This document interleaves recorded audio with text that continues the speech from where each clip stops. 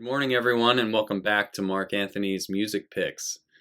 As you can see from the title, this is going to be a dub techno episode, and I'm calling it Dub Techno Secrets, although I realize that keeping a secret with any modern music release is easier said than done. What I really meant by the title, which is, I guess, a little bit clickbaity, is to indicate that this episode is going to center around music that is a little bit less obvious in the dub techno realm. I tried to pick stuff that was a little bit out of the like the mainstream labels that you might be exposed to, and my goal was just to pull in for the real dub techno heads. I wanted to pull in some releases for this episode that are just like a little bit, like I said, off the beaten path and things that you may have overlooked even as a dub techno connoisseur.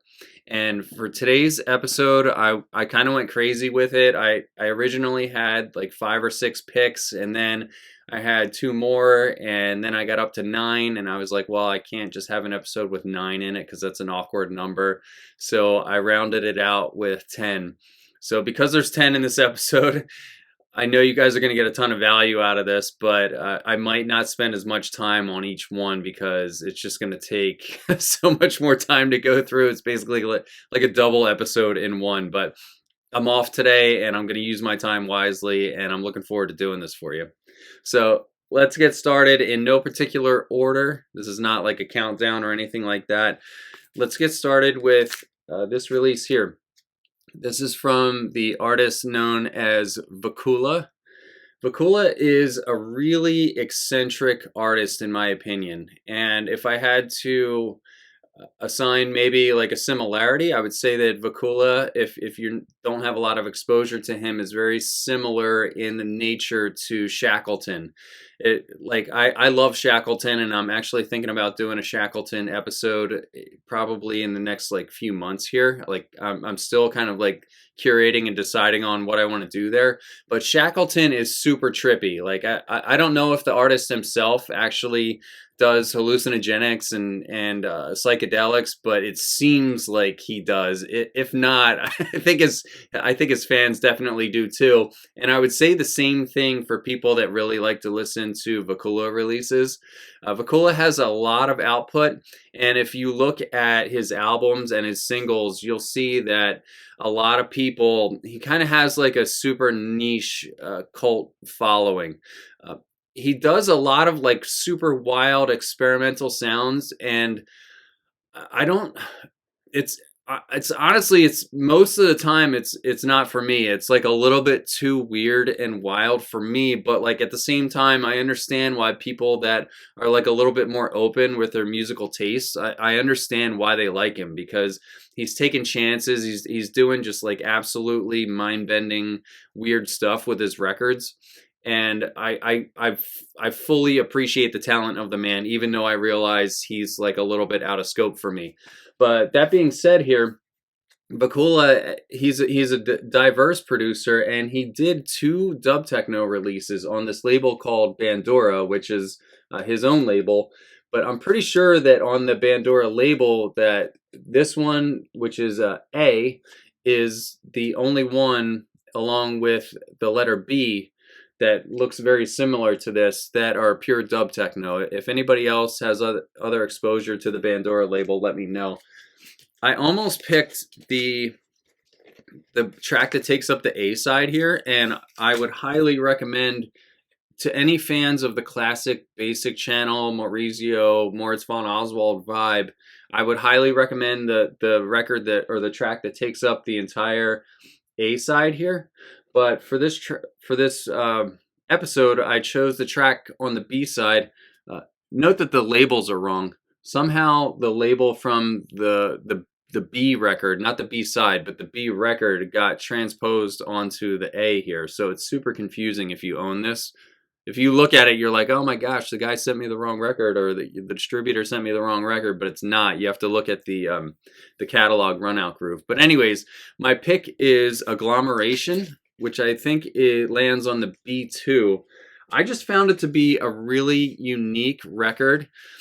It has a very playful percussion in it that reminded me a lot of a record that I've been in love with for like the last 12 years. It's by Vedanta, and it's called Planet. I heard Naveen G open for Digweed, and like the third track that he played, he opened for Digweed at Output in NYC in 2013, and like we got there right when the night opened, and the third track of the entire night was Planet, and I just remember how dope it sounded in that on that Output sound system, like just crazy clarity in there, even at low volumes. And anyways, Agglomeration has the same kind of like concept in it, where it's kind of like trippy, fairy dust, pixies, all kind of like woven into this like low-key dub techno vibe that I think is meant to just take you into an alternate place.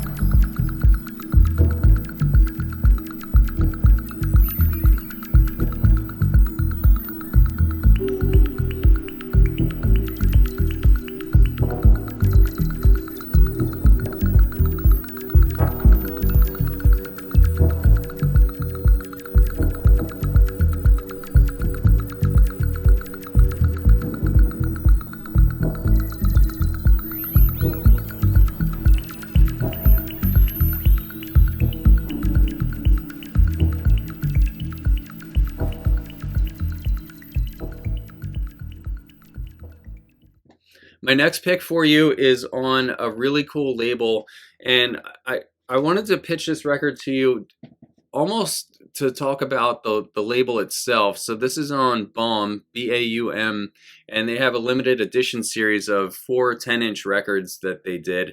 I think that all 4 of those 10s are worth exploring, and they're like a little bit overlooked, as I was saying in the beginning of the episode.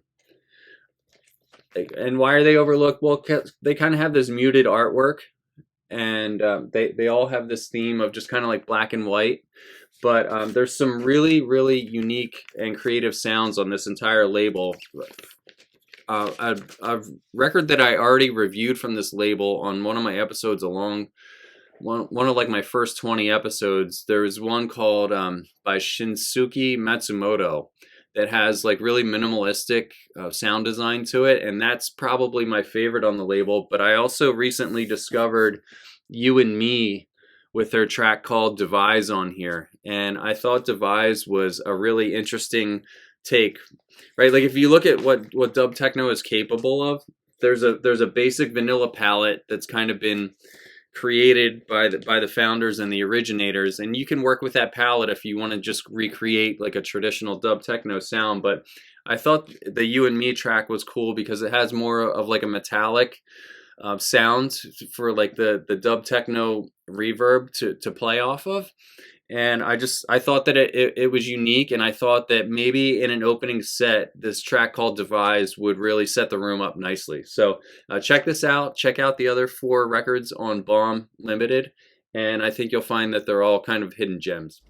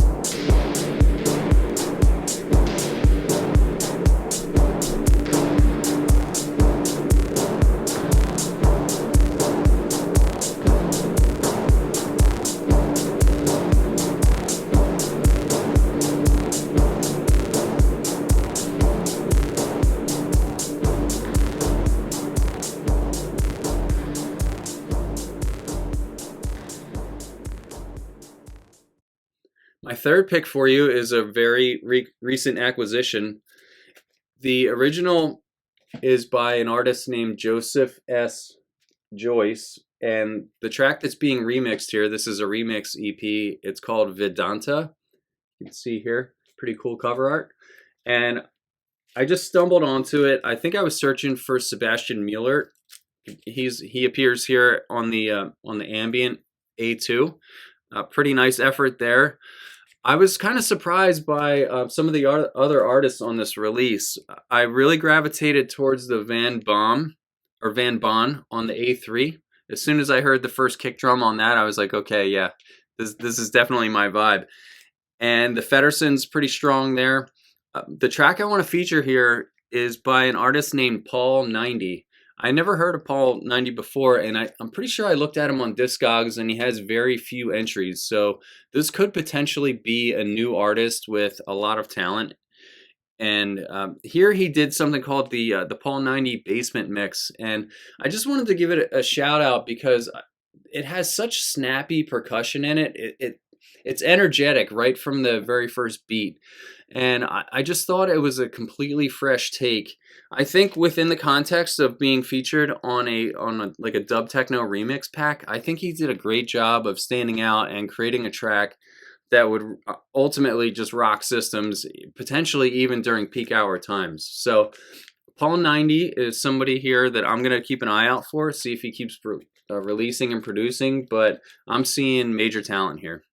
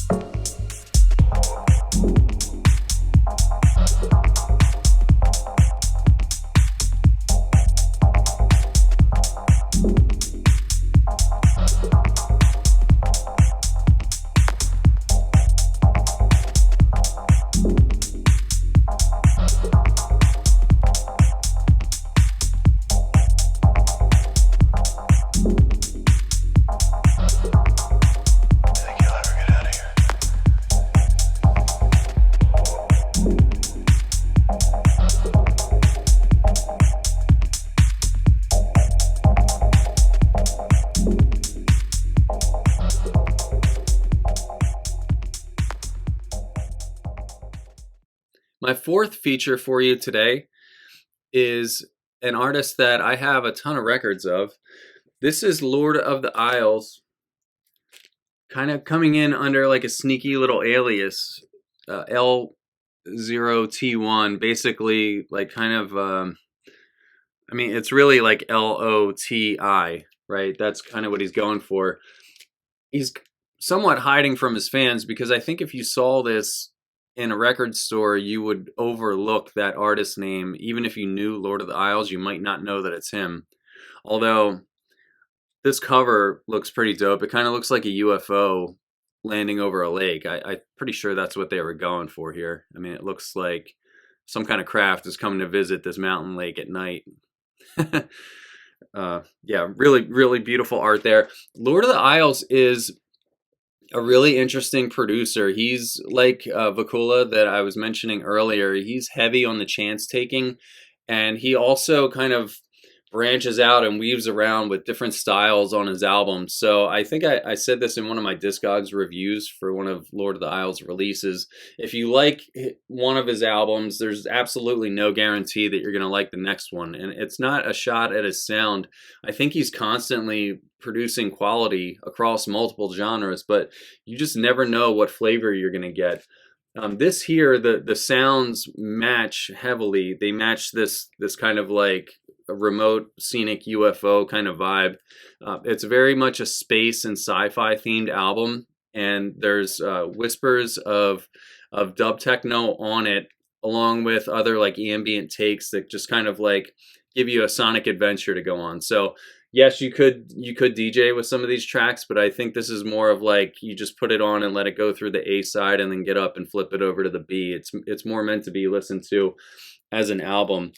And the I can't remember the exact spelling of the track that I like on here. It's called it's like AIX Mirage. I'll give you the track name down below, but I thought it was just like a nice dub techno tinged ambient take with a sci-fi theme.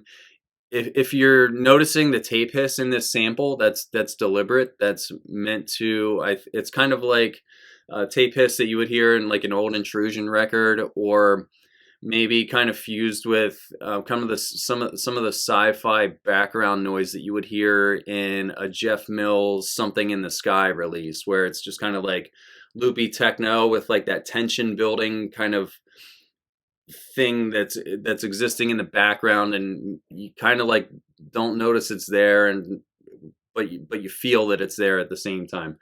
So I thought this. I've listened through this a couple of times. I think this is a really nice Lord of the Isles release. For anybody that's in the States, I was just shopping on Absorb Records over the weekend, and I saw that they have copies of this in stock for $28, which is not bad for an LP in the US. So if you like it, check out absorbrecords.com and you can get a copy there.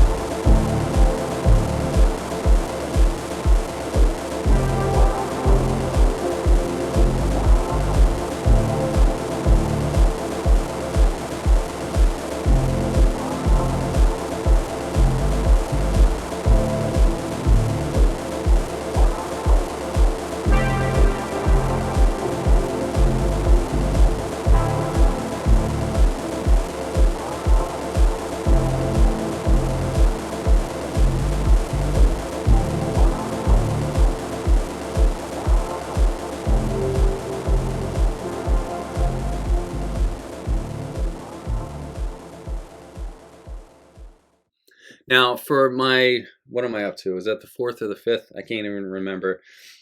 For this label, right, it's Echo Chord, and I know Echo Chord is of the mainstream, so maybe it's a little bit out of place on a Dub Techno Secrets episode, but I thought the sound of this record was really out of left field for what you would typically find on Echo Chord. So if I think of what Echo Chord represents, it's kind of like Quantec would be the producer that comes to mind, where he's like generally down the middle on his dub techno takes. Although I'm not talking smack on Quantec. I have a lot of Quantec records. I'm just saying that they're more like driving straight down the road for dub techno. If you want to get a little bit more interesting, or just with like a more unique sound palette, but still in the dub techno realm, I highly recommend this EP by Elchup. Let's see what it's called. Oh, it's called the Closing Motif EP. This is one of those records where all 4 tracks are unique and also good. So this is a very strong, like worth the while 4-tracker. My pick on here is the song called Closing Motif, which lives on the B1. Closing Motif has tons of drama in it. That's the single best word that I can use to describe it.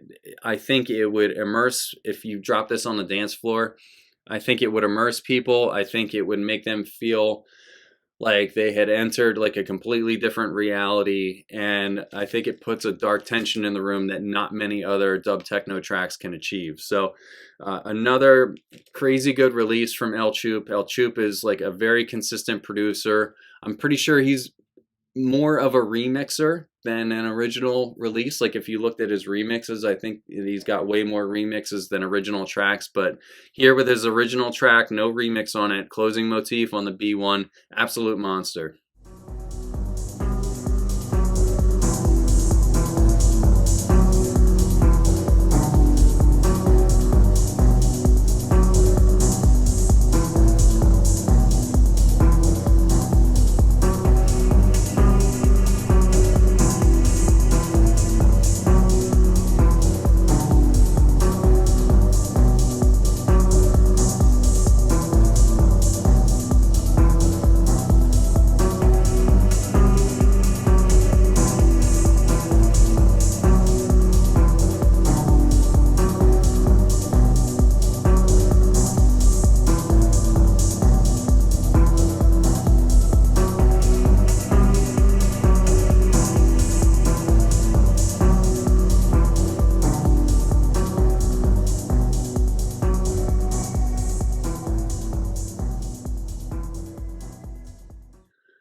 for number 6, this is definitely a dub techno secret. I didn't even know about this record until maybe 6 months ago when I was exploring on JS Zeiter.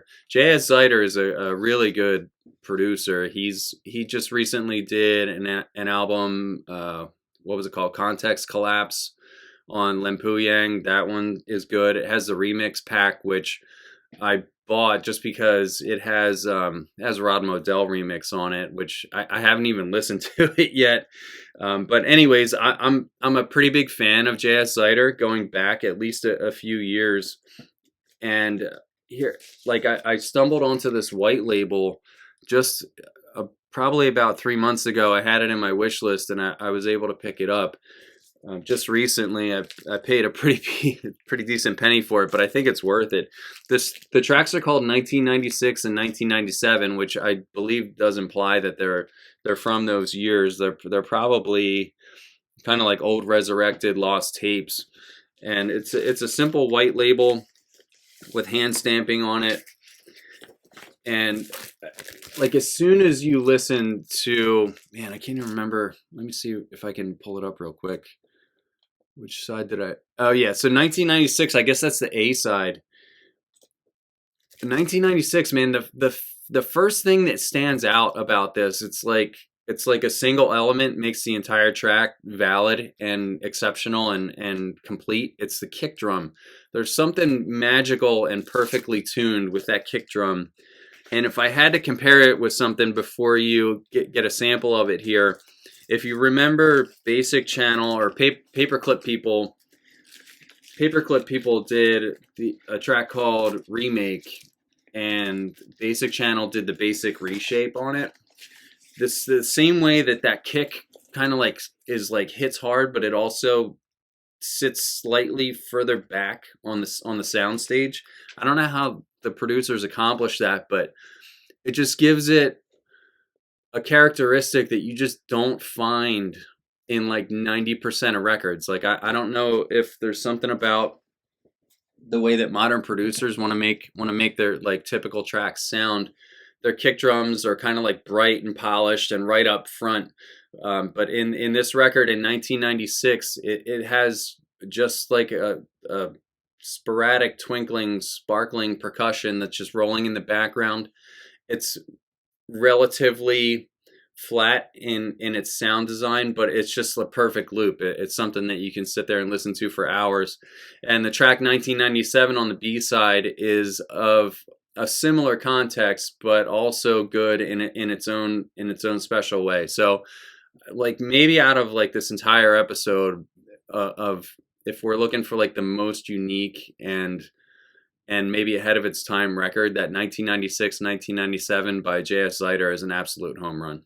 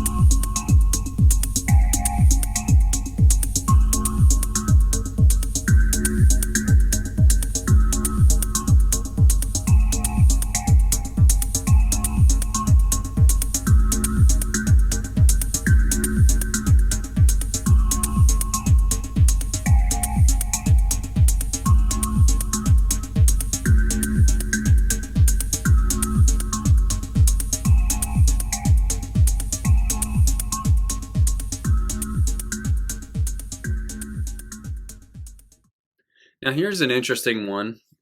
I've liked this record for a couple of years now. Sasha, the famous progressive DJ producer, he has a label called Last Night on Earth, also goes by the acronym LNOE, which is still an active label releasing like straight up modern progressive house. I thought it was super cool to see Deadbeat featured on this remix pack, this double remix pack on Last Night on Earth. And you can see here they renamed it LNOE in dub. So basically, what you have is these remixes here by these 8 artists, and well, these are the original tracks, and then you have Deadbeat coming in and remixing all 8 of them. And I just found this to be absolutely phenomenal. It's kind of like, it's very DJ friendly peak hour music for the most part. There's only one track on out of the entire 8 that I don't like, and the other 7 is just like a question of how much I like them.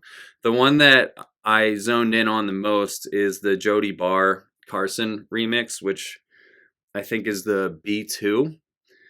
I don't really know like anything about the original, but I just thought that for DJs that like to play dub techno, and if you had like a set around midnight, 1 a.m., 2 a.m., I think the Carson remix here would be absolutely phenomenal. It's kind of like a mix between um, I guess dub techno and techno, kind of like it has kind of like a loopy techno-y vibe, and it's the waveform, if you were to look at it, is just kind of like solid. So it would be a great track to kind of drop in the middle of your set and just kind of like set the pacing and keep the momentum going. But really cool to see Sasha being aware of this genre, featuring it on his label, and I'm sure that he has been playing some of these in his sets too. So big props to Sasha. Deadbeat, love it, man. You crushed it on this remix pack.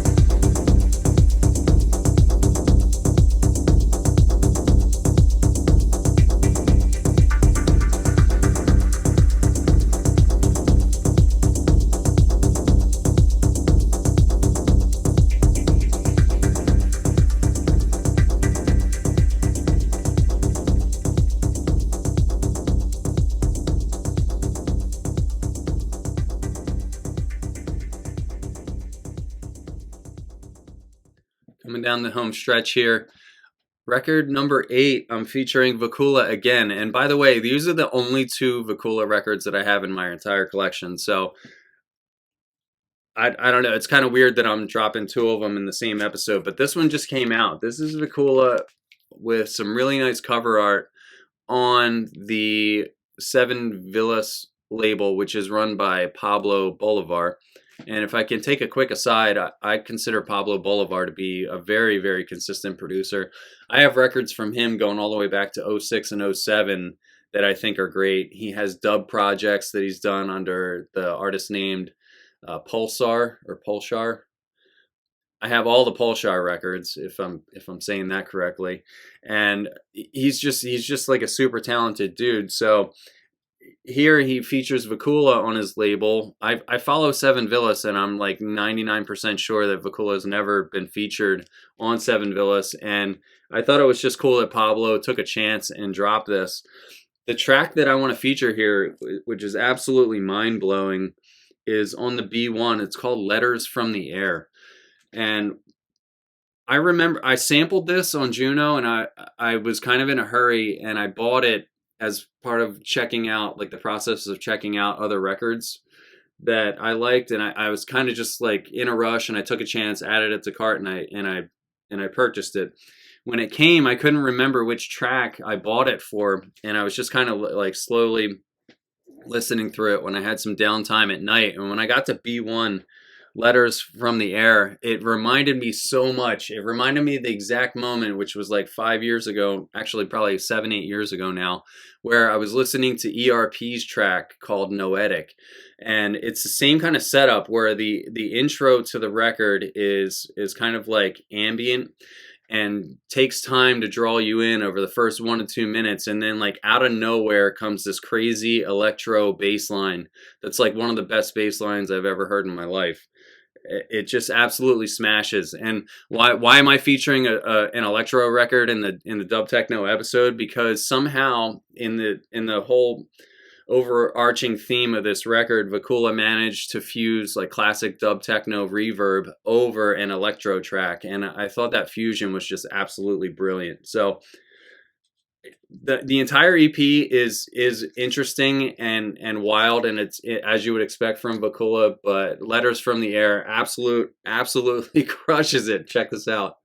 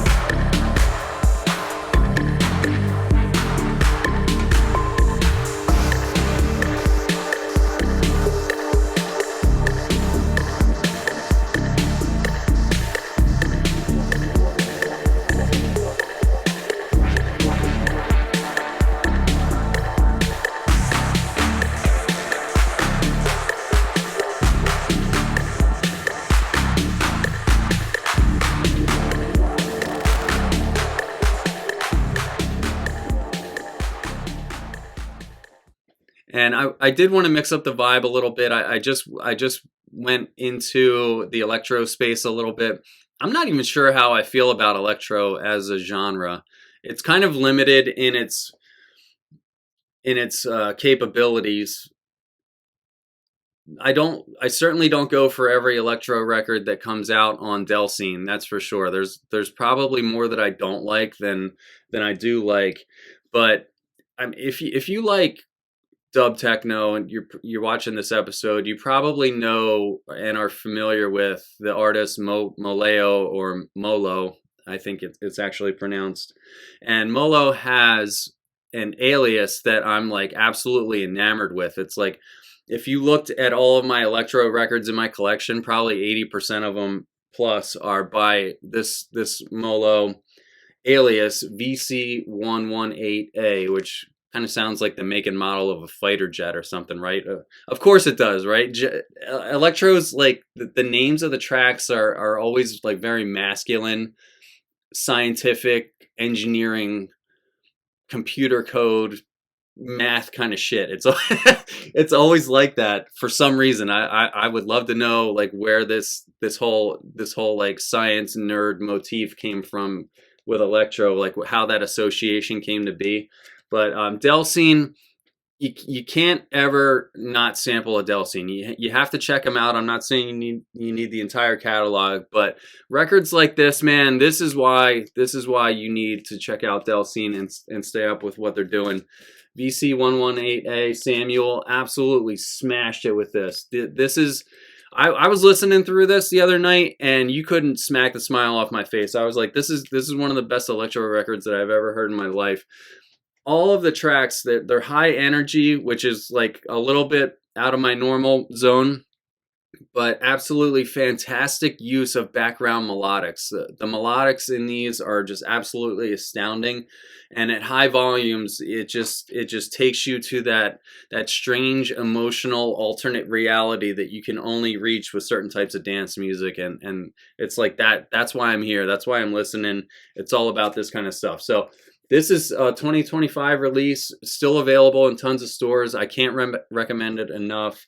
Please go out and grab this. The track that I'm going to feature here is called Chord on the B1, but you can even the track on the A1.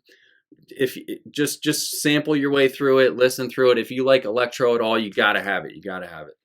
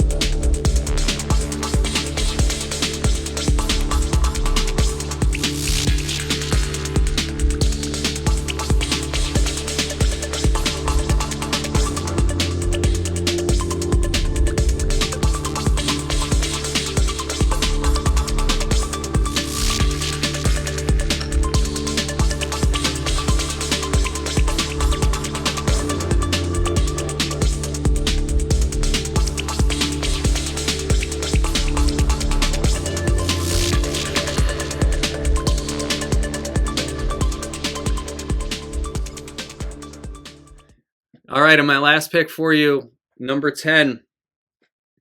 This is by an artist that I've been following for the last few years named Brian Cage. Brian Cage is a Detroit guy, which is obvious because he has a label that he runs called Michigander. Michigander is like a term for somebody that lives in Michigan. So he's kind of like conveying his authentic roots to you there. Brian Cage pairs up with Delano Smith a lot for his productions. And although Delano Smith does not appear on this release, this is called Dubs on 12, he might as well have. If you told me that Delano influenced the track on the B2, it's called actually Dubs on 12, I would totally not be surprised there. Super strong, heavy-hitting Delano Smith vibe, basically just not coming from Delano Smith. It's like Brian Cage is like, all right, Delano, I figured out your sound, and I'm going to replicate it and put my own little flavor on it. But for people that like high-paced, high-energy dub techno to drop in like a straight-up club set, I think Dubs on 12 would absolutely smash it here. There's also a really, really cool and interesting Funk the Void remix on the B1. So if you haven't checked out Brian Cage, basically search for anything that he did with Delano Smith as a starting point. I think you'll find a lot of gems in there. And Dubs on 12 is just another testament to that catalog.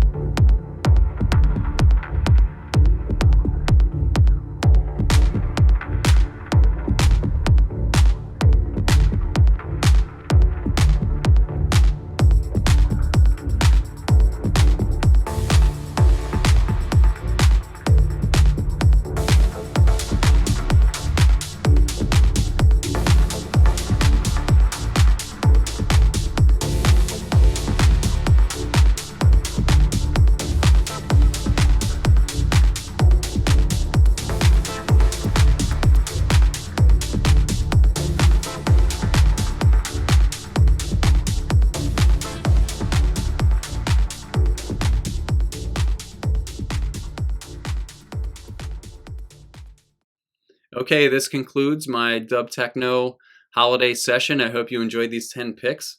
Please feel free to comment down below. Let me know if any of these tracks remind you of anything else, and just let me know how you feel about these picks. I spent a lot of time curating them, and I hope you like them. Be safe out there and enjoy the rest of your holiday. Take care.